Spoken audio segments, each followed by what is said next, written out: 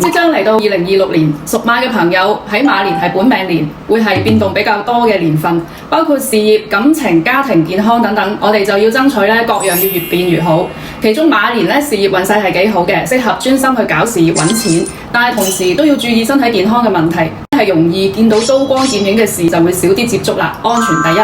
我哋馬年會有兩個吉星照住，第一個係將星，將星就係對官職嘅升遷、職位發展、提升你嘅領導管理能力都會有正向嘅加分。所以今年屬馬嘅朋友就要多啲關注事業嘅發展，特別係冇職嘅人士，係我哋升職加薪嘅好時機。第二粒吉星就係歲駕星，有太歲護駕，能量助力，講話都會特別有影響力，但係都唔能夠出現傷人喎。同時馬年有4個凶星就要注意嘅，一粒就係太歲星。今年屬馬嘅朋友都會容易因為講嘢衝動而引起不必要嘅衝撞，所以最好係低調處世，少說話，多做事，穩定一下情緒，用結果同埋成績說話。另外有2粒凶星就係劍鋒3刑，容易會有損傷或者要開刀嘅小手術，需要提前做好預防措施，例如過咗立春就去捐血、洗牙或者做個體檢，特別係長途自駕旅遊就能免則免啦。平時開車出入嘅朋友要特別注意道路安全。屬獅會稍為影響家宅運，可以多關注屋企人嘅健康。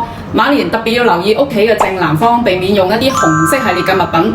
咁整體嚟講，屬馬嘅朋友喺馬年應該多專注事業發展，感情姻緣順其自然先啦。同時要注意禍從口出而得罪小人。